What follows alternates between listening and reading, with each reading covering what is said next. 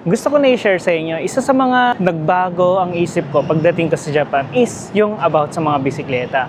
Dati kasi, nang nagtatrabaho pa ako sa call center sa Philippines, sa Manila, pagpapasok ka papuntang office, usually mga tao ko hindi nakamotor, nakakotse, or nagko-commute, diba? Kaya naman ako, hindi ako nagbibisikleta pa, pasok. Bukod sa napakainit sa Philippines, napakahirap magbisikleta, napakadelikado, diba? Isipin mo na yung mga kalsada natin, napaka-car-centric ng Philippines. Kaya naman pag magbibisikleta ka ron, nakakatakot talaga. Mula nang nalipat ako dito sa Japan, tignan niyo yung nasa likod ko. Anong mapapansin nyo? Yung bisikleta, di ba? Ang dami. Napakarami nang nagbibisikleta dito. Mapabata, mapatatay, mapananay, mapastudyante, mapalolo't lola. Nakabisikleta dito sa Japan.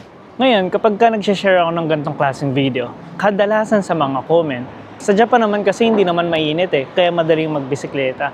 Hindi ka naman papawisan, di ba? Oo, totoo yan. Lalo na pag winter, sobrang lamig dito. Halos maputol ang daliri mo sa sobrang lamig.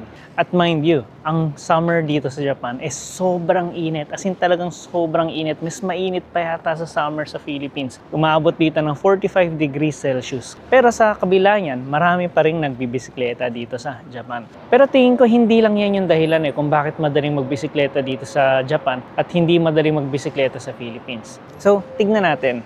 Isa na siguro sa dahilan kung bakit madaling magbisikleta dito is napakaganda kasi ng design ng kalsada nila rito. Napakadaling maglakad. Hindi lang maglakad, pati bisikleta, napakadaling magbisikleta dito sa Japan.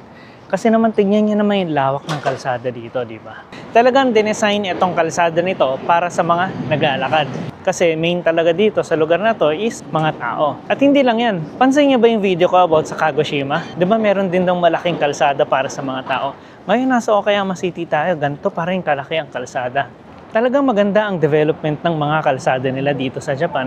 Hindi lang city, hindi lang sa province, hindi lang sa Tokyo, hindi lang Osaka. As in, kada prefecture, merong malaking city na napakadaling maglakad. Siyempre dito, hindi pa rin naman nila nakakalimutan ng mga sasakyan. Napakarami pa rin ng kotse dito, marami pa ring bus, marami pa ring taxi dito sa mga city center dito sa Japan. Talagang pinapahalagaan talaga nila yung mga public transportation, yung mga pedestrian, mga cyclist, lahat, as in lahat ng klase ng tao dito, pinapahalagahan talaga nila. Kaya naman sobrang daling maglakad. Sana all, di ba?